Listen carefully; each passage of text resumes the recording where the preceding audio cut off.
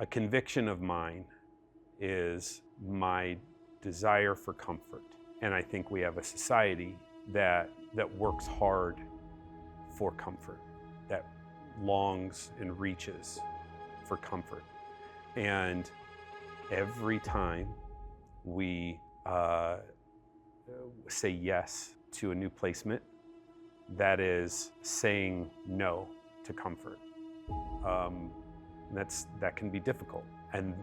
But then I remember all that we're called to do as Christians: to care for widows and orphans, to be the hands and feet of Jesus, to let the children come to him.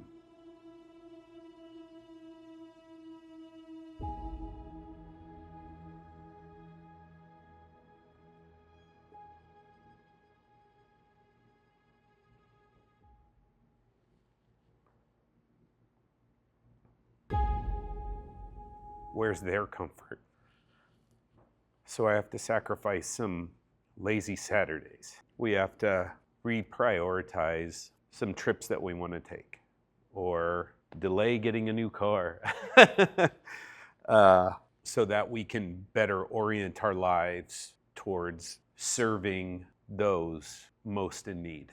And then that makes me think, who cares about comfort? And then when we take that step of faith forward, we realize that God has been carrying us this whole time. And he shows us how he surrounds us by the faith community, the foster care community, other believers that do foster care or care about foster care, that want to help support foster families by doing something simple as, hey, let me watch your kids for a little bit so you can get out and take a break.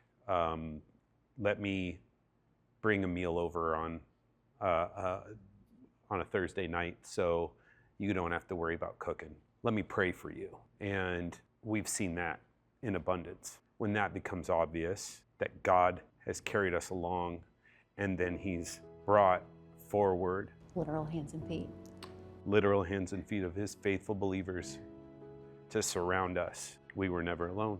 Yeah. I think one of the first things that we recognized with foster care was it was lonely. We were pretty lonely. It took us not very long to realize that we needed to find community, which is why, out of desperation, I contacted the family that our first kiddos came from. They're now our best friends. We go to the same church. We're in the same small group, and we have the most amazing support. And so I just love how, it was like when we first started doing foster care, it was us and God. Like, we were together with God, and we were just walking in obedience and not really knowing what the heck we were doing. We stumbled around. And we opened our Bibles a lot. And then through that season, God brought people around us. And I think one of the coolest things is we started going to our church, and we had a placement. We have 2 little kiddos at home. We had a placement. We got a call for a kiddo needing an adoption placement. And we prayed about it, and you're like, this doesn't make any sense to take another 4-year-old, but we're gonna say yes.